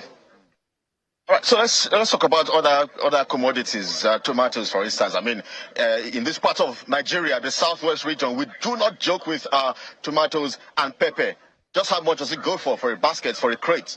Fairly this year, I can tell you that the Christmas and New Year, as far as these items are concerned, people got it very cheap because tomato at the eve of Christmas and New Year is relatively sell at the rate of 10,000 naira, 11,000 naira. That's how they sell it. But today it's a bit up because the demand is not really much. So I can tell you that things are cheap now. I can tell you they are cheap because this is the season. And of course, the demand, a lot of people supply it to Lagos. So, and because it's perishable items that you cannot hide it, there's no way you can keep it like a greens. So you have to sell it. If you don't sell it, you see it perishing. So we must sell at cheaper rate because it's much in the market now. All right, let's talk about rice. I mean, that's another commodity that Nigerians consume, perhaps almost on a daily basis. How much does a bag of rice sell for or go for the Mile 12 market? I mean, 50 kg, 25 kg. Yeah, rice now is about 65,000 naira per bag. That's foreign rice. There are little foreign rice they bring, and also Nigerian rice about 54,000 naira. We have one for 25,000 naira. We have for 30,000 naira. That's how it is. But for grains, which is rice, one can attribute that to the failure of farming. If you look at it very well, the farming of rice is not much as expected because of the bandit attitude, because of people in IDP camps. Those people in IDP camps are not footballers; they are farmers. So, and they are not in the farm now. They are in their IDP camps, just sitting there, making nuisance and not happy with themselves. So the reason why rice is too expensive is because we don't have farmers that are farming rice, and foreign rice is not coming to Nigeria. And I'm telling you, for as long as these people remain in IDP camps, Nigerian food will be very expensive. Food will be very expensive. And people are also forgetting that Nigeria today, we are talking about 300 million population. We are almost 400 plus now, million plus. Okay. Population. Well, we don't have. I'm wondering how you got that numbers. Just one final commodity, yam. Just how much is yam selling for? And then I'll just to add another question. We understand there's some sort of cash scarcity at the moment right now. Is that also affecting business here at the international market? Yeah, it affects because mostly our people here doesn't have. This bank account to say the dealers, the vendors here, they deal with cash. Their leaders have bank accounts, but here in the market, we deal with cash, and the cash is actually scarce. So I think the government also needs to look into that aspect so that things can get better. And in terms of food, things are relatively very cheap compared to last month. Honestly, it's a bit down, a bit cheap. All right, Alhaji Shehu Usman, Mile 12 International Market Chairman, thank you indeed for walking us through this prices of commodities live here at the Mile 12 International Market. So guys, there you have it. That's what we can perhaps bring in for now. This indeed is, and then you can see the chairman telling us, look, the demand is not as much as what it used to be. And these commodities are perishable, so they have to let it go, so that they don't get to even lose everything, guys. Amazing. In fact, you literally asked all the questions. I was asking, maybe, maybe ask for price of salt and seasoning, because it's like by the time you ask everything, we're ready to make jollof. I was also interested in knowing about the price of maize. That's where you also get poultry feed from, and what the price of eggs is saying in the market currently. I recall there was a time we bought eggs, a crate for 800 naira, but today it's 3,000 naira. Well, I mean, we didn't touch that. That's because I don't know. We skipped that with the chairman and I. We had thought that perhaps we could be able to touch that as well, but we're unable to. We're unable to actually touch that. All right, but I've just gotten feeders from the chairman, who is behind the camera, that a bag is going for around 30,000 naira. That's for the beans, right? 80,000 naira. Sorry, guys. Right. So beans or maize, Kelly? I think that's for beans. For beans. Yes. Oh, okay. All right, perhaps next time we'll give you a comprehensive list so that you can get us all of the price. I will just give you Bukola's list. Bukola will give you Bukola's market list. Okay, so it's only Bukola that is in the kitchen. Well, that's the reality. Our correspondent Kelly Giga at Mile 12 International Market in Lagos, thank you so much for that update on the program this morning. Amazing. And Kayode and Jeffrey, what that says is if we have the price, at this, very, very high mark, what would the price of the commodities say when they get to your main market, your own local market? Because not everyone can go to Mile 12 International Market to do their shopping for commodities. So that's exactly what I'm saying. So it becomes more expensive. Perhaps an additional 500 naira or 1,000 naira to cover transportation costs. Amazing. So the pockets are not it just tells you that's why I love economics. Excuse me.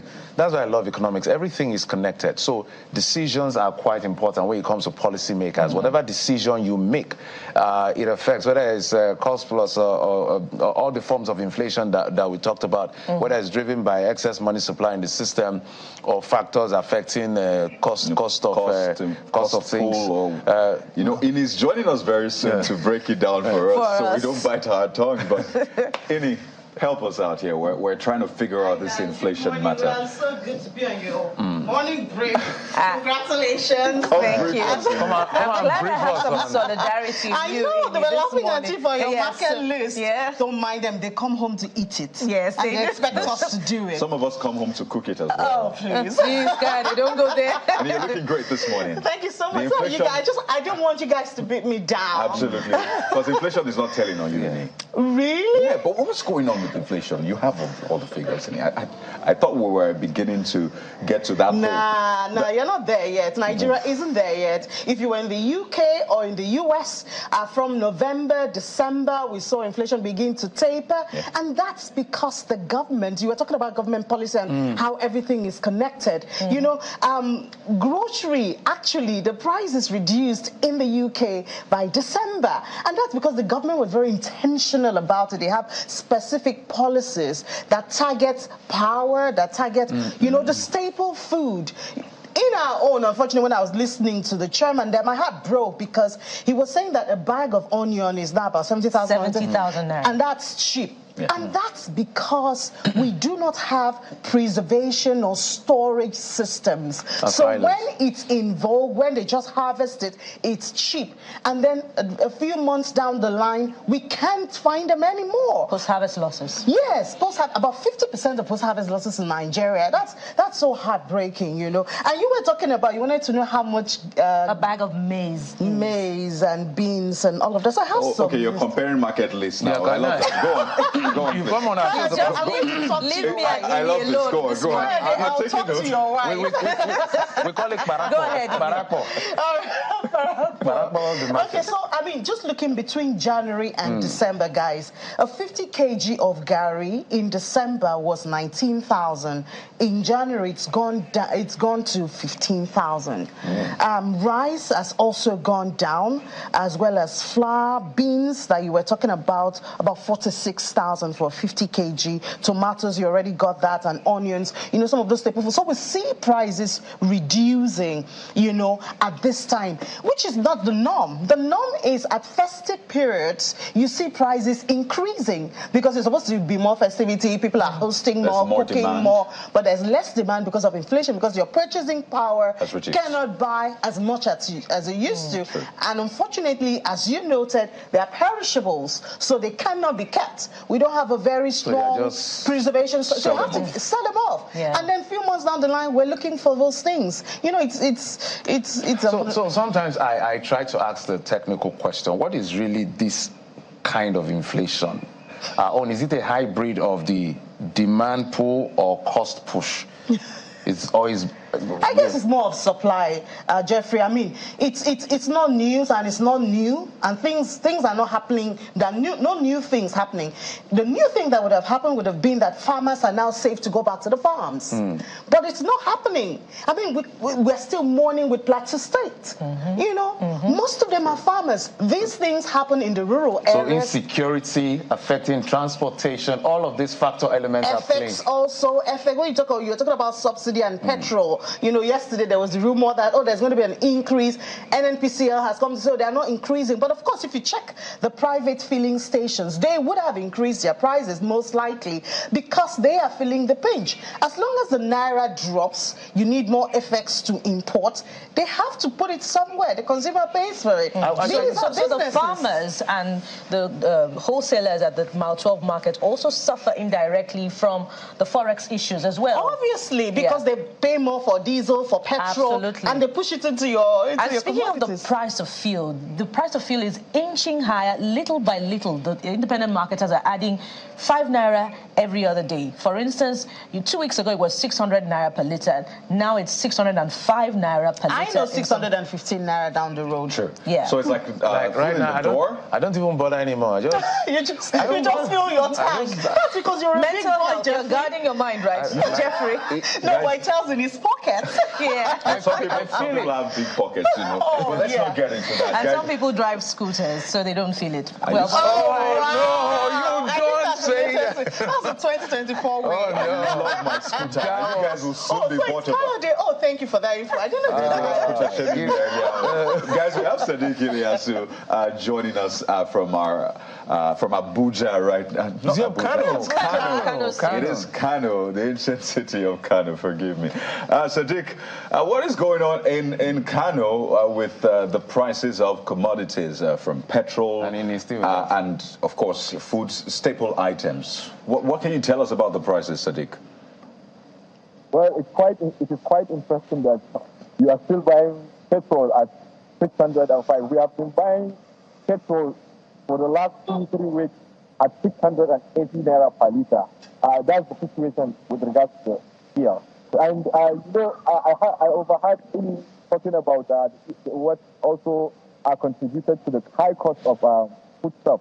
Here in especially Kano State and neighboring states like Katsina and what have you, the closure of the Niger border also contributes to that high cost. Because then, before the closure of the border, they used to import some food from Niger, like rice and what have you. That is actually making the prices of foodstuff to go down. However, let me start with rice. Right now, we have the local rice and we have the foreign rice. The local rice is being sold at 45,000 naira. Depending on the quality of the rice, you can buy it at the cost of 50,000 naira per each bag. And when you are talking about the foreign rice, it goes high up to 62,000 naira per bag. So that's for rice. And for palm oil, for you to buy 10 litre, you have to spend like 12,000 naira. But however, a lot of people here in the north prefer using granite oil because of its availability and affordability. So you can have that at as low as down to 10,000 naira. So for gari, which is also not a common staple here, it is actually being sold at 27,000 naira per 50 kg. Sometimes you can get it at 28,000 naira, depending on the market. And with regards to tomatoes,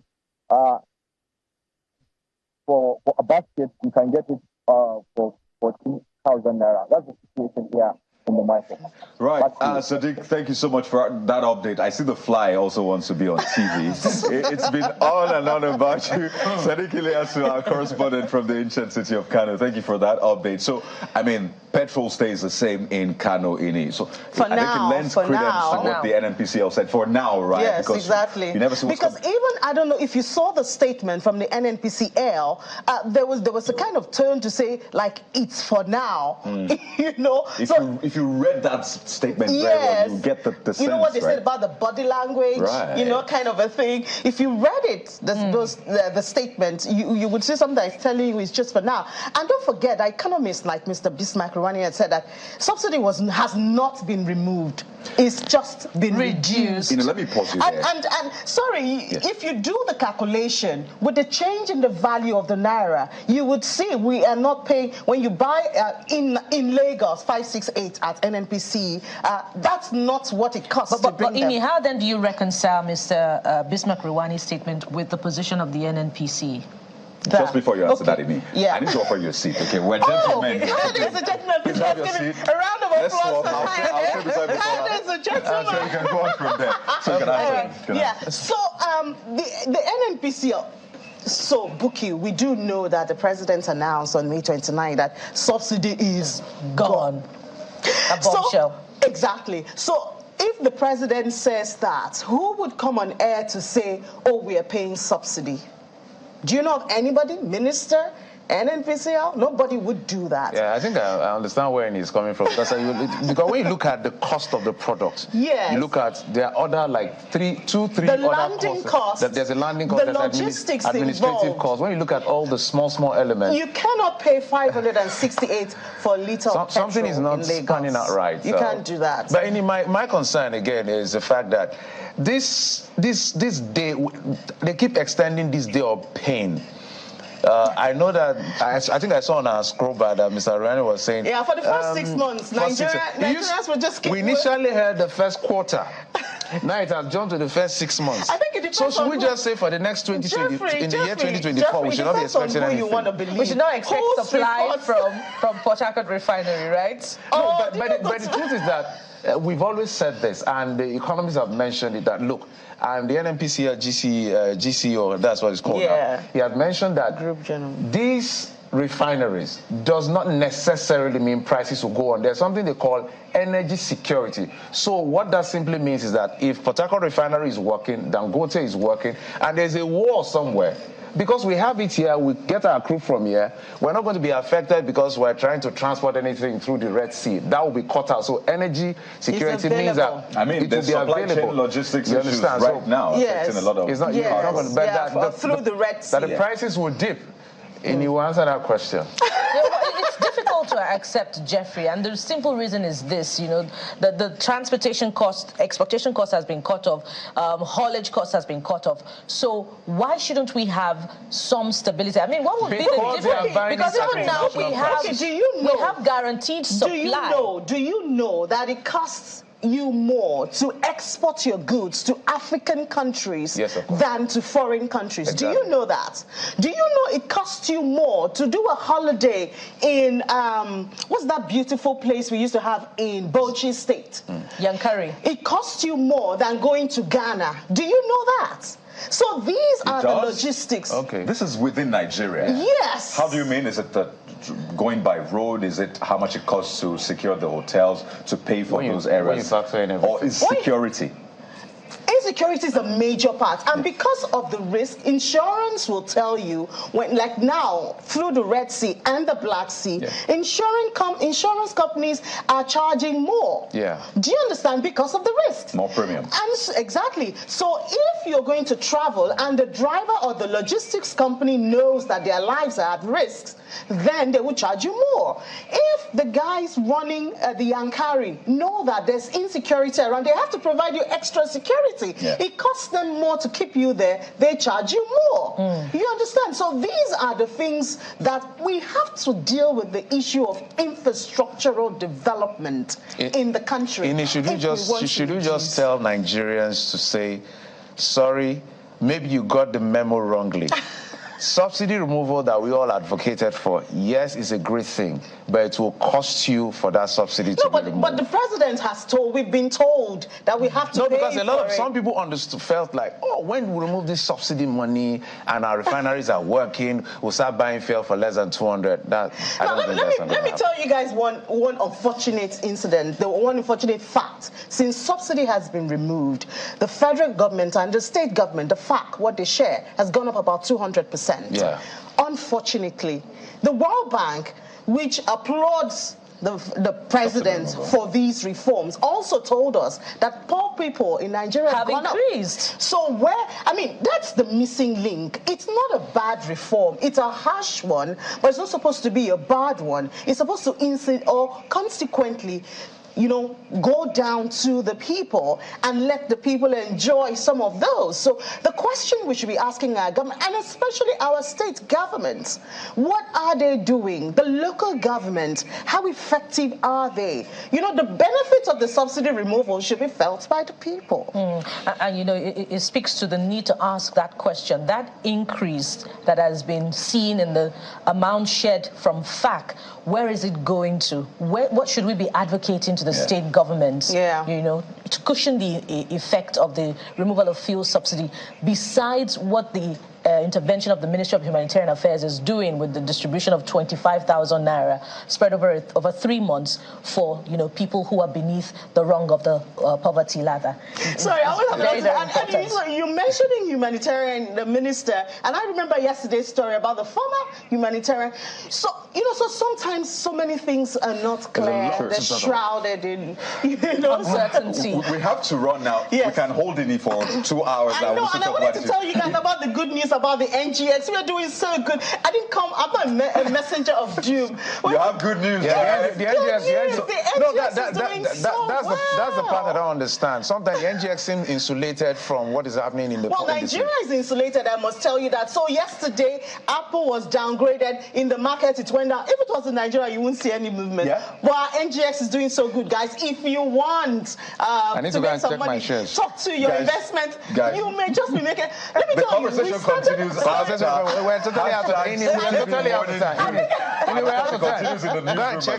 Check your returns. Let's tell you this, and it's quite interesting. We're talking about, refineries. Dangote refinery is coming upstream, but then this morning it turned out that John Rupert and family have emerged richest in Africa, dethroning Aliko Dangote, our very own Aliko Dangote. Maybe just the continent's wealthiest man, a list released by Forbes. Yes, Johan Rupert by Forbes magazine. How much did they use to beat him? Let's know the amount. So let's just give because our NGX is doing the refinery took a major blow in his pocket, or just put a hole in his pocket. Yeah, well, he will make it back. Did he divest or some of his investment? Did he? Yeah. Okay. So we have for instance NASCON salt. Okay. It's now been acquired. Dangote is doing that. They have salt. They have food. So I think maybe they have sugar. They have cement as well. They have sugar. Yeah. So don't worry. By the end of this year, we'll get back to that position. Nigerians have been talking. Prestige 2.0 says overtaking is allowed, but Dangote no go grieve for him. I know. Because this is the year you don't grieve for anybody. A newborn fella saying, wow, all my life Dangote has always been the richest in Africa. What happened? And Ade is saying, obviously Dangote invested in his refinery. In a blink of eyes, you will see him in number one. This I hope we see that in our pockets too. I insist. Okay, look at the bigger picture. But let's not forget that he will be back at 1 p.m. Yes. Right. Yes. 1 Oh, Laddie will be on at 1 p.m. Okay, yeah. So, every gist I couldn't give. You give us it. So stay with us, 1 p.m. Business Incorporated right here on Channels Television. But up next, after we leave the morning brief, will be Sunrise Daily with a team from Abuja and here in Lagos. It's been a phenomenal evening. Thank you so much for coming on set. Thank you so much. We want to thank you. Tomorrow we're back again for our 5th day on the show. It's been going great. Thank you for your time and company. I'm Jeffrey Uzoma. I'm Kayode Okikelu. Yes, we'll be back again tomorrow. Thank you for watching. I am Bukola Koka.